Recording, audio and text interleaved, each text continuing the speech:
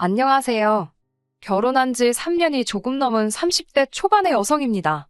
나이만 많지 속은 밴댕이 소갈딱지인 남편하고 갈라섰습니다. 이 갑갑한 마음을 누구한테라도 털어놓고 싶은데 그러자니 제 얼굴에 침 뱉는 것 같아서 이렇게 익명의 힘을 빌려 사연을 적게 되었네요. 남편과 저는 8살 차이로 둘 다 평범한 직장인입니다. 저에게는 첫 직장이었던 이전 근무지에서 남편을 처음 만났어요. 지금은 제가 이직을 해서 서로 다른 회사에 다니고 있고요. 회사 규모가 작다 보니 같은 팀이 아니어도 남편과 마주칠 일이 많았습니다. 신입이기도 했고 워낙에 남자 직원이 많은 회사라 행동 하나하나가 신경 쓰이고 조심스러웠어요. 그런 와중에 저보다 나이도 한참 많은 남편이 속된 말로 들이대니 어색하고 불편하더군요. 그래서 일부러 거리를 두고 지냈습니다. 하지만 제가 그러던지 말던지 남편은 저에게 첫눈에 반했다며 1년 가까이 정말 끈질기게 들이대더라고요. 그리고 또 왜 그런 말 있잖아요. 여자는 자기가 좋아하는 남자보다 자기를 좋아해주는 남자를 만나야 행복하다고요. 꼭 그 말 때문은 아니지만 얼마나 내가 좋으면 저럴까. 그런 생각도 들고 정신 차려보니 연인 사이가 되어 있더라고요. 이렇게 말해봤자 제가 제 입으로 저는 바보입니다 하는 거나 다름없지만 주변 사람들의 분위기도 한몫했어요. 주변에서들 자꾸 부추기고 소위 밀어준다고 하나요? 그렇다 보니 자연스레 저에게 다가오는 사람도 없고 어쩌다 회사 밖에서 소개팅한 이야기라도 들려오면 절 다시 봤다며 눈치 주는 사람들도 있었고 그럴 때면 내가 이상한 사람인가 싶을 정도였네요. 근데 웃긴 건 뭔 줄 아세요? 아이러니하게도 그럴 때마다 저를 대변해주고 감싸주던 게 제 남편입니다. 저를 죽어라 쫓아다니던 사람이 저를 지켜주더라고요. 지금 생각해보면 자기들끼리 짜고 그랬나 싶기도 합니다. 제가 누구 때문에 그 수모를 겪었는데 정작 자기가 백마탄 왕자 마냥 행세를 한 거잖아요. 아무튼 그렇게 사귀게 되고 반년이 지나갈 무렵 아는 선배의 소개로 원래 다니던 회사와는 비교하기도 민망한 훨씬 괜찮은 환경의 회사로 이직할 기회가 생겼습니다. 선배 추천으로 서류 지원은 건너뛰고 온라인으로 면접이 이루어졌지요. 여담이지만 면접을 오전 11시에 봤었는데 오후 4시에 전화가 걸려왔습니다. 연봉은 대략 얼마나 예상하고 있냐고 묻더라고요. 저는 미친 척 8천을 불러봤습니다. 그러자 상대 쪽에서 맞춰주겠다며 계약하자고 하더군요. 참고로 제가 받던 연봉이 5천 조금 넘었었는데 회사 대 회사로 비교하면 파격적인 대우였지요. 그 소식을 듣게 된 남편은 저더러 너무 돈만 쫓아도 좋을 게 없다면서 한 직장에서 10년 정도는 근무를 해야 뭐가 됐든 제대로 배울 수 있지 않겠냐며 저를 붙잡아 두려고 했습니다. 하지만 제 생각은 달랐어요. 공부를 열심히 한 학생은 장학금으로 그 노력을 보상받는 거고 일을 열심히 하는 직장인은 높은 연봉으로 인정받는 거 아닌가요? 아무튼 남편의 잔소리에도 불구하고 결국 제 뜻대로 이직을 했네요. 솔직히 사내 커플이라는 것만으로도 매사 불편하기도 했고 앞으로 승진 가능성에서 여러모로 불리할 것 같았고 아무튼 이직은 여러모로 저에겐 후회 없는 선택이었습니다. 이후로 남편은 걸핏하면 결혼하자는 소리를 해대기 시작했어요. 사실 연애 시작할 때부터 분명히 남편에게 저는 32이나 33쯤 되면 결혼하고 싶다고 몇 번을 이야기했거든요. 그렇기에 남편이 제 뜻을 확실히 이해하고 있을 거라 생각했는데 남편이 한다는 소리가 어차피 결혼할 사이인데 못하러 시간을 끄냐입니다. 순리대로 하자대요. 본인이 나이가 있으니까 이세다 뭐다 생각하면 빨리 안정적인 가정을 꾸리고 싶을 수도 있겠다 싶었어요. 그렇게 양가 어른들께 인사를 드리고 결혼을 약속하게 되었습니다. 결혼 이야기가 오가니 자연스레 서로 가진 게 얼마이고 얼마나 지원받을 수 있을지 등 현실적인 이야기가 오가기 시작했어요. 제가 남편과 같은 회사를 잠깐 다니긴 했지만 남편의 연봉이라던가 그런 자세한 정보는 솔직히 모르고 있었습니다. 다만 데이트를 할 때면 제가 내겠다고 해도 굳이 자기가 내겠다며 우겨대는 걸 보고 여유가 좀 있나? 그런 생각을 했던 건 사실이에요. 그렇다고 해서 저희가 분위기 좋은 곳만 골라다니며 비싼 데이트를 했던 건 아니지만요. 남편의 연봉은 약간 빠지는 7천이었고 모아둔 돈은 9천 정도 있다고 했습니다. 시댁에서도 1억을 보태주신다 했고요. 반면 저는 남편보다 8살이나 어렸고 그만큼 직장생활 시작도 느렸기에 제가 모아둔 돈은 5천 남짓이었습니다. 그리고 친정에서 8천을 보태주시겠다 하더라고요. 남편이 이에 대해 불만이 있었다는 건 결혼 준비를 하는 동안에는 조금도 눈치채지 못했었습니다. 늘 괜찮다, 괜찮다는 소리를 입에 달고 다니던 사람이거든요. 대신 한 가지만 부탁한다면서 자기 부모님께 살갑게 대해달랍니다. 딸이 없으신 분들이니까 저만 잘하면 간이고 쓸개고 빼어주실 거라면서요. 덧붙이기를 1억이나 해주는 시댁이 흔하지 않다면서요. 아무래도 자기는 1억 9천을 해오고 저는 1억 3천을 해가는 상황이었으니까 생색을 내고 싶었던 모양이에요. 생색이라고 표현하긴 했지만 정말 감사하게 생각했습니다. 양가 부모님 모두 자식들 결혼시키는데 돈을 보태주시는 게 의무는 아니잖아요. 그래서 남자친구 말대로 어머님 아버님께 잘하겠다고 생각했습니다. 그렇게 저희는 서울 외곽에 있는 소형 아파트에서 전세로 신혼살림을 시작했습니다. 사실 이 아파트는 저희 친정부모님이 전세를 주고 계시던 집인데요. 원래 살고 있던 세입자분께 사정사정한 끝에 저희가 들어올 수 있었네요. 이제서야 말이지만 신혼집을 구하는 것도 쉬운 일은 아니었습니다. 저희가 가진 예산이 3억이 좀 넘었는데 거기서 그나마 결혼식과 혼수 등에 들어갈 비용을 제하고 나니 눈을 많이 낮춰야 하는 상황이었고요. 그렇다고 회사 위치도 무시할 수는 없었으니 여러모로 곤란한 상태였습니다. 그러자 친정언니가 그러면 부모님 댁에 전세 계약하고 들어오는 건 어떻겠냐고 먼저 물어봐 주더라고요. 사실 저도 그 생각을 안 했던 건 아닌데 아파트 자체가 부모님 재산이기도 하고 또 저에겐 언니도 있다 보니까 말을 꺼내기가 쉽지 않았거든요. 그런데 언니가 먼저 이야기를 해줘서 너무 고마웠네요. 아무튼 그렇게 부모님 아파트에 전세 2억 7천으로 계약을 맺게 되었습니다. 이후로 저는 남편과 약속한 대로 시댁에 가면 싹싹한 며느리로서 최선을 다했습니다. 딱히 어머님이나 아버님이 저에게 일부러 심부름을 시키시거나 곤란하게 만드시는 분들은 아니셨기에 잘해드리고 마음 써드리는 게 불공평하다 느껴지지는 않았습니다. 하지만 아무래도 아들만 둘을 키우신 분들이라 그런지 두 분 다 말투가 괄괄한 면은 있으셨어요. 그래도 이런 건 제게 큰 문제가 되지 않았습니다. 정작 이런 제 마음을 불편하게 만드는 건 남편이었어요. 저에게는 딸 같은 며느리가 되어달라던 사람이 정작 저희 친정에만 가면 무건수행을 하더라고요. 처음에 몇 번 갔을 때는 어색해서 그러나 보다 싶었습니다. 연애할 때도 말이 그렇게 많은 사람은 아니었고요. 그런데 결혼한 지 1년이 지나도 2년이 지나도 저희 친정에만 가면 말을 안 하는 건 여전하더라고요.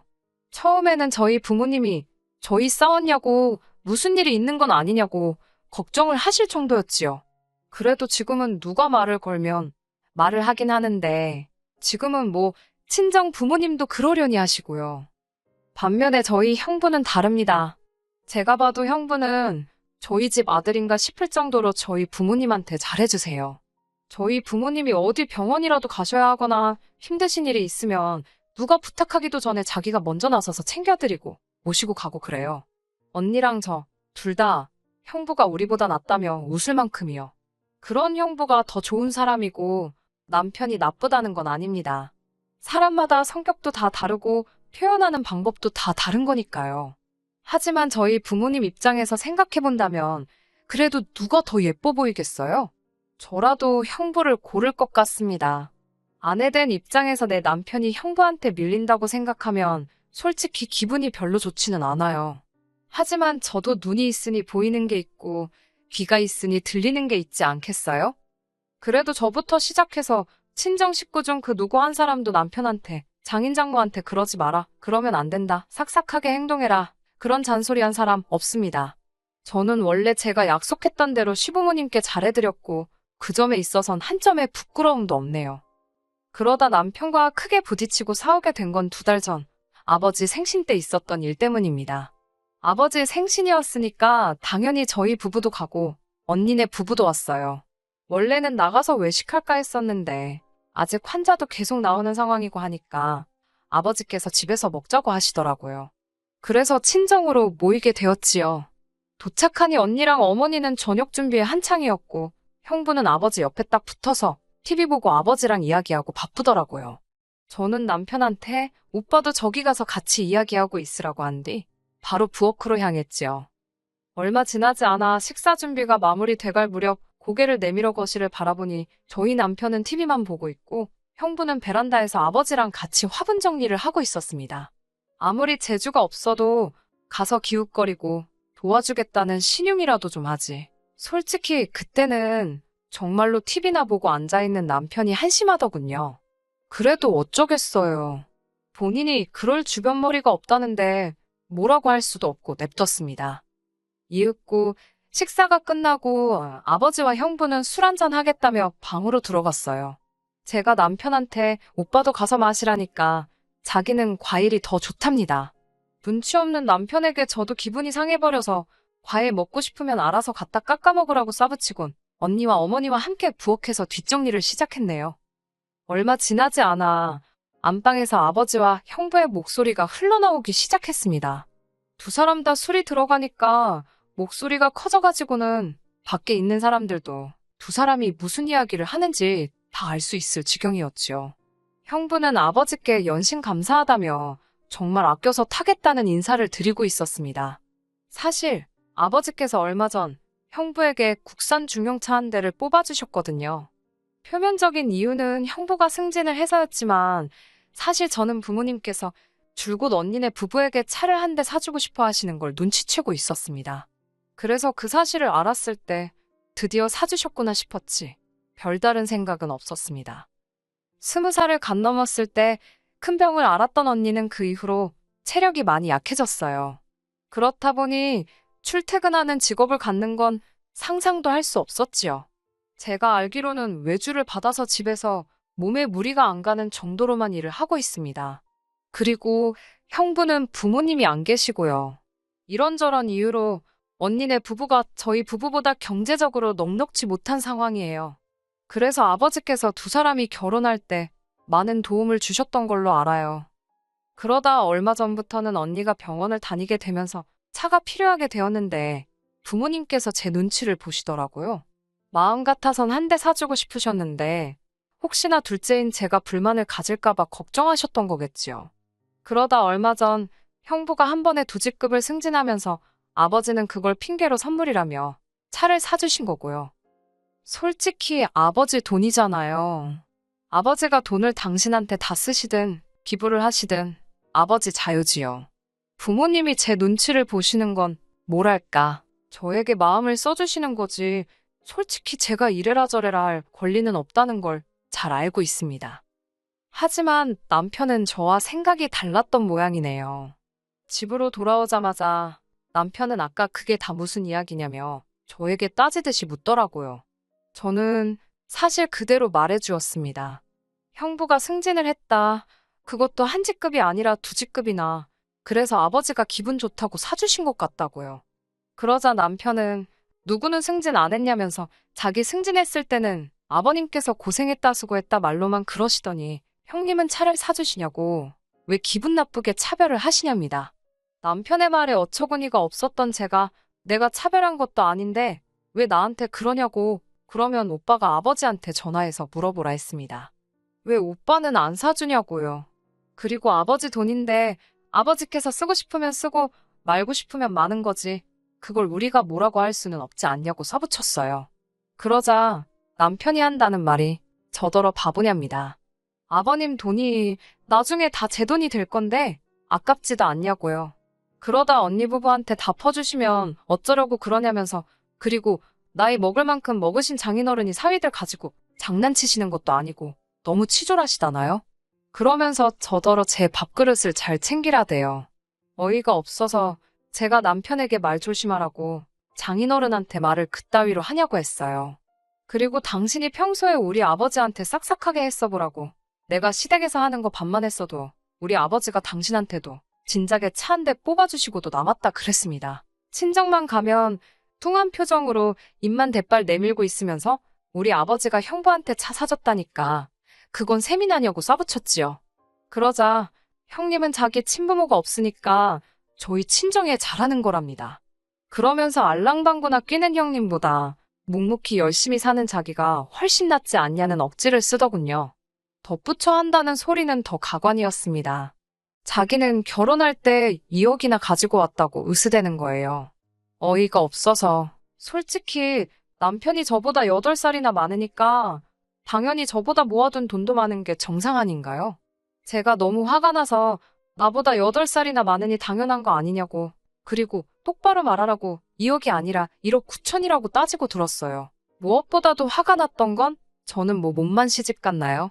저도 1억 3천 해갔습니다. 그리고 이런 말 제 입으로 하는 건 정말 싫지만 연봉도 제가 많고 지금 사는 집도 친정부모님 소유고 진짜 눈에 뵈는 게 없다는 게 이런 기분인가 싶었습니다.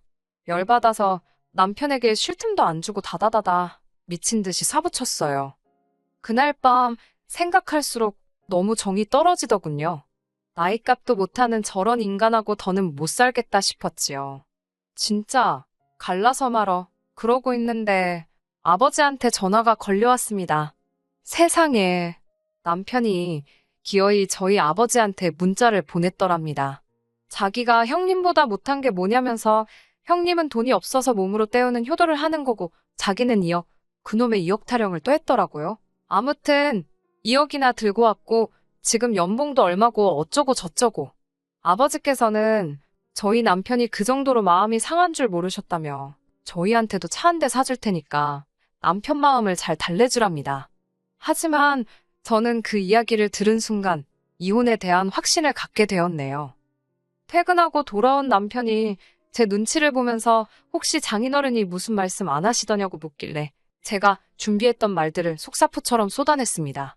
그놈의 1억 9천 지긋지긋하다고 그거 뭐 우리 아버지한테 빌려드린 돈이냐고 오만 하면 그놈의 1억 9천 그까짓 돈으로 집도 못 구해서 결국 우리 친정부모님이 도와주셨는데 그래도 1억 9천 소리가 나오더냐고요. 진짜 찌질해서 못 봐주겠다고 이혼하자 했습니다. 그제서야 남편은 아니 왜 이혼 이야기가 나오냐면서 아버님 재산의 반은 어차피 제 건데 벌써부터 형님 차 사주고 처형 용돈 주시고 그러면 곤란하답니다. 미친 어이가 없어서 욕이 다 나오더라고요. 지 말대로 그게 내 거면 곤란해도 내가 곤란하지. 지가 왜 난리냐고요. 어이없어서 제가 막 웃으면서 그래 내 거지. 그게 네 거냐고. 왜 네가 나서서 난리냐고 그랬어요. 그러자 한다는 말이 부부재산은 공동재산인 거 모르냐길래 부부일 때 말이지. 근데 나는 너랑 이혼할 거라고 그랬습니다. 이후로는 뭐 말해 뭐 하나요. 한마디로 진흙탕 싸움이었지요. 나중에는 이 망할 인간이 한다는 소리가 막말로 장인장모가 당장 내일이라도 죽을지 어쩔지 누가 아냐면서 그리고는 까봤는데 재산이 이미 다 처형내로 넘어가 있으면 저만 X되는 거랍니다. 그러면서 이 하늘 아래 제 생각해주는 건 지밖에 없다네요. 진짜 또라이 아닌가요? 결국 양가 어른들까지 상황을 다 알게 되셨고 이혼하게 되었습니다. 시부모님께서는 나이만 먹었지 남자는 원래 어린애라면서 저한테 잘 가르치면서 살면 된다고 저더러 한 번만 품어주라셨어요. 그 이야기를 전해들은 친정부모님께서는 그 집구석은 딸 자식이 없으니까 그런 소리를 잘도 한다면서 결국 양가 어른들 싸움으로 번졌거든요. 진짜 사람이 나이만 먹는다고 어른이 되는 건 아닌가 봅니다. 지금도 생각할수록 진저리가 나고 욕만 나오네요. 염치도 없고 찌질한 인간 같으니라고. 더 웃긴 건 지금도 연락이 온다는 겁니다. 사람 진심을 왜 이렇게 몰라주냐고요. 계속 무시하면 지도 언젠간 지풀에 지쳐서 떨어져 나가겠죠 뭐. 끝까지 들어주셔서 감사합니다. 오늘의 사연은 여기까지입니다. 구독과 좋아요, 알람 설정 부탁드리고 더 좋은 사연으로 다시 찾아뵙겠습니다. 감사합니다.